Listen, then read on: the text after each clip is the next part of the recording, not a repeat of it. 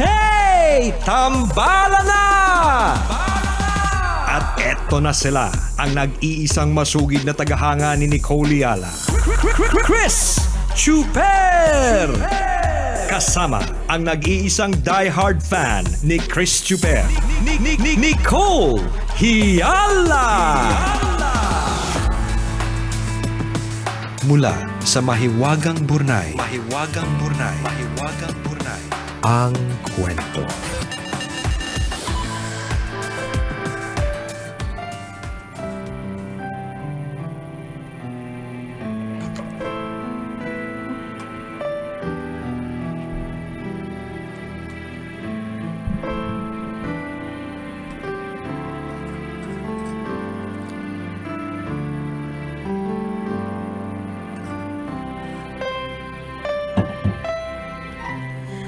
Dear internet connection sa Love Radio. Ano ne? Kailan mo balak bumilis? May balak ka bang sirain ang mga programa namin dito para hindi na po namin mabasang dapat naming mabasang mga dokumento? Dahil hanggang ngayon, opening, working on it pa rin ang nakalagay sa aking phone. Utang na loob, makisama ka naman. Tang na loob! Kanina pa to, working on it pa rin. Alas 8 pa yan Ano ba? Labas ka daw muna, punta ka muna sa parking. Ayaw bumukas. Ang parking ko malayo. Tapos punta ka, pag na-open na, balik ka. Tapos okay, punta ka sa may Star City. Tapos mag-rides ka muna doon. Baka sakali makasagap ng koneksyon. sa bagay. Uy, bukas ng Star City ha. Yes. Thursdays to Sundays, 12 noon to 8 p.m. Tara na po sa Star City mag-enjoy. Nandiyan ako kagabi. Anong ginawa mo? Nakikain? Hindi, naghanap ng pwedeng dukutan. Charot. So pag may nawalan po ng gamit, alam na. Alam na this talaga. This is a confirmation. Charot. Charot lang po yan. Or joke lang. Pero hindi nagjo-joke yung ayaw niya mag-open. Teka ha, magkwentuhan muna tayo, restart ko lang. Oh my gosh, the internet is not nakikisama. I hate it na, grabe. Sabi grabe ko nga lang. sa'yo, mag-rides ka muna doon. Wild River. Kahit close pa, ang lakas ko naman, ako magbubukas. Hindi, may tubig yung Wild River. Doon ka muna, tampisaw. Magtampisaw ka muna. Oo, yan. Tapos medyo magpaanod ka doon ng konti. Sige. Okay, bye. Kasi, gawin ko na. sige. Kasi yun lang yung pwedeng gawin, yung iba kasi, di ba, hindi pa umaandar. Oo nga. Pero ang karamihan na ang dami ng umaandar, no? Ang galing lang nung... Hindi ngayon. Mamaya, aandar na sila. Ngayon, hindi pa. Yung tubig ang sure na hindi tinanggal yung Yes. Okay. Pwede ka doon. Okay, nalis na ako? Okay. Ang bagal ng net. Sandali lang po. Teka lang. O yun. So, kagabi, pumunta ako ng Star City kasama yung aking family. Tapos, nakakatuwa lang kasi ang tindi ng pinagdaanan ng lugar na to eh. Parang kung ihalin tulad mo sa isang tao, di ba? Parang ang tindi ng pinagdaanan mo, ikaw, di ba? Pero hindi ba kumikinang-kinang ka na ngayon ulit? Di ba? Hindi ba nalagpasan mo na ang lahat? So parang yun yung feeling ko kahapon nung feeling ko nga naiiyak ka pa kahapon eh. Medyo. Nag-moment, tas nag-slow-mo ka doon. Nakaka-moment siya, promise. Nag-walling, gano'n. Naalala mo yung mga memories kung saan ka dati tumatayo. Correct. Diba? Na parang, tsaka partner, kasi I was here nung time na nasusunog siya before. Oo. Nung alas 2 ng madaling araw. Oo. Diba? So parang nag-flashback siyang lahat sa akin. Tapos ngayon, ang daming tao, puro ilaw, everything is working. Masayang tingnan. Yes. Diba? Buhay na buhay po ang Star City, mga kaibigan. Pwede kayong pumunta. Open siya Thursday hanggang Sunday. 12 noon to 8 p.m. Alright, nagbukas na. Oh my gosh. Dininig ng aking dasal. Okay, sa pagpapatuloy ng kwento mula sa ating Mahiwagang Burnay. Ay, mali pala yung mouse ang pinipindot ko. Ito. Yan. Take 2. Take 2. Dear Nicole and Chris, magandang araw sa lahat ng listeners ng Tambalan. Siyempre, feel good day din sa napakagandang si Nicole at napakagwapong si Chris. Syempre, nakaputing polo kami ngayon. Syempre naman. Nakaano kami Nag-almirol ngayon. pa nga si Nicole ng kwelyo niya kahapon, oh. Starch spray. Oh, tayong-tayo yung kwelyo, Tayong-tayo. Anyways, aaminin ko na crush ko si Chuper. Bien. May na...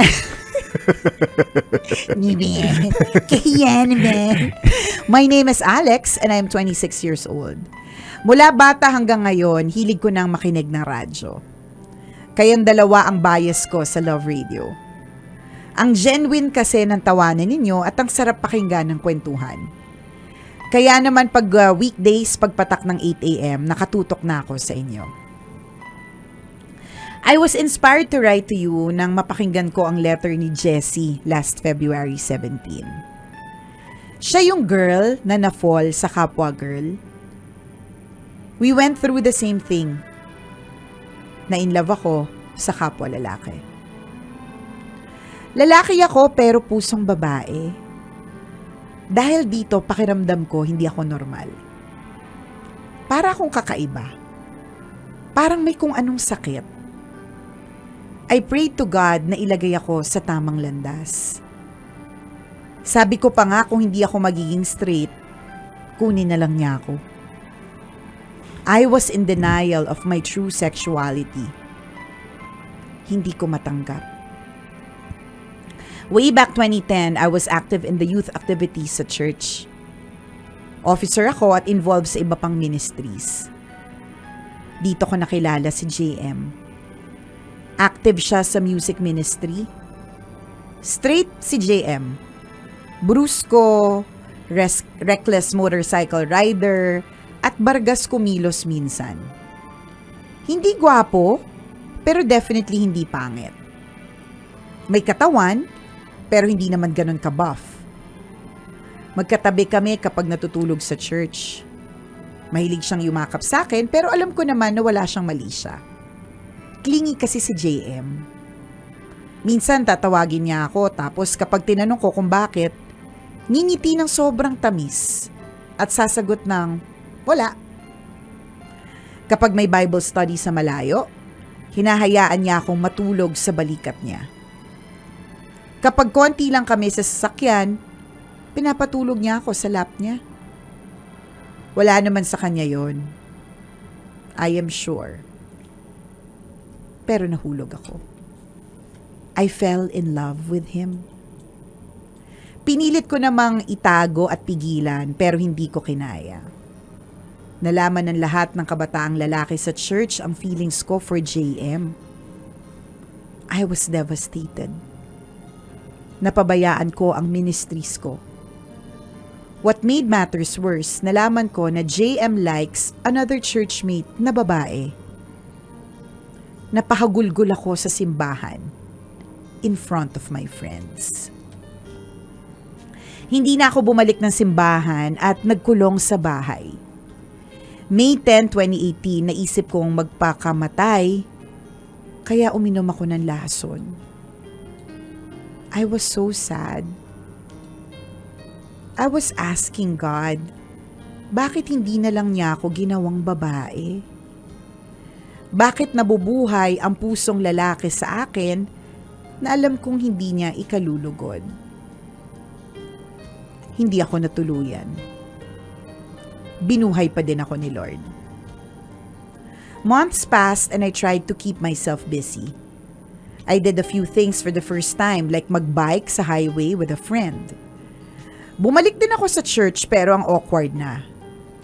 I could sense na naiilang na sa akin yung mga kabataang lalaki. It was not comfortable anymore. Sa ngayon, halos 6 na buwan na ako dito sa ate ko sa Laguna. Dito tinanggap ko ang tunay na pagkatao ko. Masaya akong tinanggap ni ate at ng partner niya na member din ng LGBT. Bumalik ako sa routine na nakasanayan ko. Nagbasa ako ulit ng devotionals, nagsulat sa journal, nag-worship, at nakipag heart-to-heart talk kay God.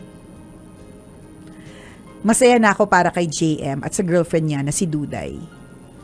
Hindi man nawala yung feelings ko para kay JM, at least natanggap ko na kung ano ako at mahal ko na ang sarili ko. sana may nakalaan din para sa akin. Hindi ko muna iniisip sa ngayon. Priority ko ang maging stable, magkaroon ng sariling bahay, makapagpundar ng mga gamit, at makatulong sa mga magulang. Ngayong tapos na ang 26 years na identity crisis ko, kailangan ko ng paghandaan ang future. I am grateful kay God kasi hindi niya ako iniwan noong mga panahong I was confused and lost. Naitawid ko ang mahabang taon ng struggles dahil kasama ko siya. Salamat tambalan sa pagbasa ng mahaba kong liham. Para sa mga listeners na nababagalan sa progress nila, yung feeling na hindi na carry ang mga problema, pause and look back. When you do, marirealize nyo how far you have come. Malayo na pala yung naiusad ninyo. Sa huli, si Lord ang sagot sa mga tanong na hindi masagot. Ang ginhawa at kagaanan sa mga bagahe na nagpapabigat. At ang lunas sa lahat ng mga sugat. Gaano man ito kalalim. Sabi nga sa 2 Corinthians chapter 12 verse 9, at kung saan tayo mas mahina, doon pa mas mahayag ang kapangyarihan at kadakailaan ng Diyos. Muli maraming salamat and more power tambalan. Ang inyong fresh na tambalanista, Alex.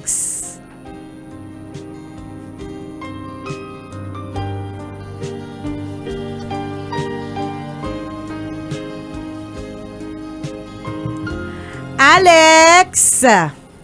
Hello sa'yo. Hindi ayoko nang masyado mag-focus doon sa journey of discovery of your sexuality kasi una ayoko magkamali. Ayoko may maling masabi. Alam mo naman may yung may ma-hurt. Alam mo yung may mali kang masabi tapos wala ka namang intention to hurt. Yun, kasi alam ko bukod sa religion, politics, yung sexualidad, yung isa sa mga topics na nakaka-trigger. Sensitive na nakaka-trigger. So, I will not focus on that. But I am happy, we are happy, Alex, that you are happy with yourself. Yun yung, kahapon yun yung sinabi natin sa tambalan, di ba, na if you are happy internally, lalabas siya externally. So kung masaya ka sa kalooban, lumalabas siya eh. Meron siyang glow, meron kang aura, 'di ba? Tsaka masarap. Positive energy. Oo, masarap sa pakiramdam, 'di ba? Yes. So we're happy that you've accepted yourself and meron ka ng self-love. Congratulations dyan. Pero mas gusto naming mag-dwell is yung magandang mensahe mo towards the end of the kwento ng Mahiwagang Burnay na sinabi mo, ang ganda ng linya mo na in the end, ayan na naman tayo, clinose ko ba? Ang bago ng internet, yan na. Ang sabi niya ito, sa huli, si Lord ang sagot. Okay. Sa mga tanong na hindi masagot. Siya ang ginhawa at kagaanan sa mga bagahe na nagpapabigat. At ang lunas sa lahat ng mga sugat, gaano man ito kalalim. Ang powerful mo doon, Alex! Quote-unquote, di ba? Oo, lagay mo sa sobrang Facebook. powerful. Nako, magkakaroon yan ng maraming shares. Di ba? ang galing, ang lakas maka-uplift. Sobrang ganda. Alam mo yun. Ng sadness. Di ba? Ng malungkot na puso, basahin mo yan, ma-uplift ka. And it will remind you that when you surrender, 'di ba? When yung kapag inoffer mo na lang kay Lord kasi siya naman yung mas magaling, yes. Siya naman yung mas nakakaalam, then you will realize na ay, okay. Mas magaan nga naman pala kung meron pala akong kaagapay at yung kaagapay ko, siya na yung magbubuhat. Syempre Diyos siya, no, nakakahiya naman. Kung hindi niya gagawin yung kanyang yung kanyang majesty, yung kanyang pagiging grandioso, 'di ba? Tama, magmamarunong pa ba ako kay Lord? Oo. Alam niya naman lahat, 'di ba? Yes, you just gotta trust and you gotta submit. surrender. Oo, surrender Yes. and submit. Kaya nga 'di ba yung sinasabi natin na bahala na si Batman. Luma na yun though. Mga ano namin yan nung 2000. Dekada 80. Hindi naman 2000, 'di ba? Bahala na si Batman. 'Di ba? Hindi talaga dapat yun. Dapat bahala ni si Lord, 'di ba? And yung if it has become an expression na bahala ni si Lord ganyan, kung tutusin, bahala na talaga si Lord. Lalo na pag hindi mo na carry. Yung parang Yes, katulad yes. nung pinagdaanan ni Alex, may awkwardness, nakakahiya siya mismo, merong kaguluhan sa puso at isip, 'di ba? Yung mga ganon. Wala the only thing to do is really to submit. Agree. Actually, yun din yung tumatak sa akin, yung portion na nag-submit na siya kay Lord. Yung moment na nakipag-usap siya heart to heart, Yes. napaka-importante no. Yun lang pala eh. Simple lang yun eh.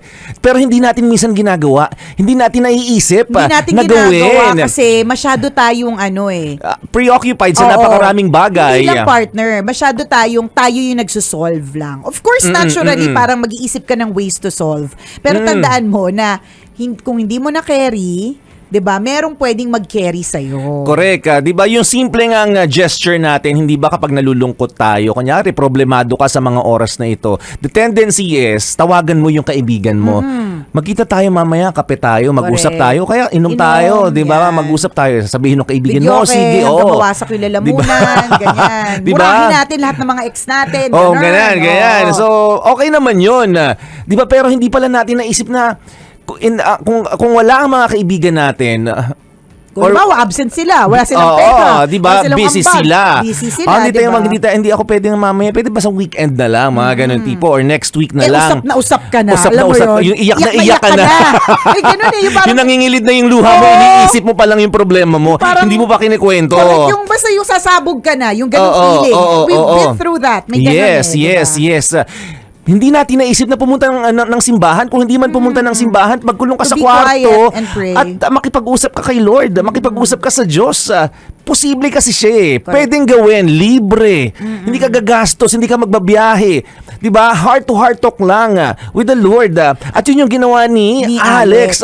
Sino mag-aakala na yung moment na yun na nakipag heart to heart siya ay simula ng pagresolba ng kanyang napakalaking problema na dinala for almost 26 years. Correct. Na ito pala yung simula nung kagaanan ng kalooban. Oo, 'di ba? Heart to heart talk lang. At ang sabi partner, kapag ka ikaw din ay nagdasal, 'di ba? When you pray, ibinigay mo na eh. Yes. So let God do the work. Yes. Natatandaan ko lang, very timely lang. Kasi yesterday was the feast of Saint Marie Eugenie. Siya yung foundress ng school namin, foundress of the Religious of the Assumption. So, yung anak ko, binigyan siya ng task ng kanyang CLE teacher na mag-share sa buong grade 3 tungkol sa how yung mga gifts na natanggap niya in life and how she has shared. Ganun. English, ang hirap explain. Stress! Charot! Nakaka-nosebleed daw sa yung anak mo, no? Oo. So, naturally, and of course, ang isi-share niya na storya ay yung storya na pinagdaanan niya. At yung maganda, pinost ko tong video na to sa page, sa Nicole Ayala Facebook page. Kasi this is how she said it. Siya naman po yung nagkwento in her own words. Kasi yung dating video is kami po yung nagkwento nun eh.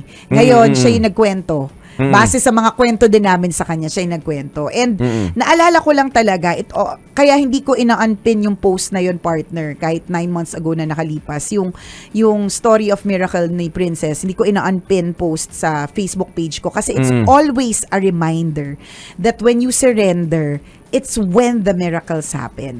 Kasi nung nag-uumpisang magkasakit yung anak ko, lalo na nung ilang linggo siya na comatose, ano talaga yun, partner eh. Nagdadasal ako, oo, pero yung nakakapit ako, yung parang, alam mo yun yung hindi ko nile-let go.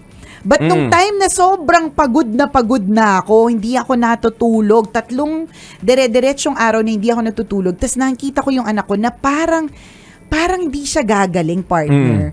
Sabi ko talaga sa sarili ko, Lord, promise, hindi ko na talaga to kaya. Kumbaga parang nung mga few weeks before, I was praying, pero yung prayer ko, walang halong pag-let go eh. Yung prayer na yung nakaano lang, yung, gets nyo yun eh. Ganun. Pero yung prayer that you're actually submitting, yung prayer na actually mong ibinibigay na, itinutodo mo na sa kanya mo na talaga pinapaubaya, that's when the miracle happens. Correct. And I promise you, nangyari talaga sa amin yon.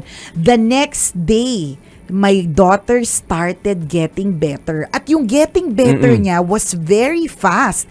Every day, hindi little by little. Every day may mga may signs. may improvement talaga. In fact, partner ginawan siya ng parang cast sa hand niya. Oo. Para hindi manigas eh.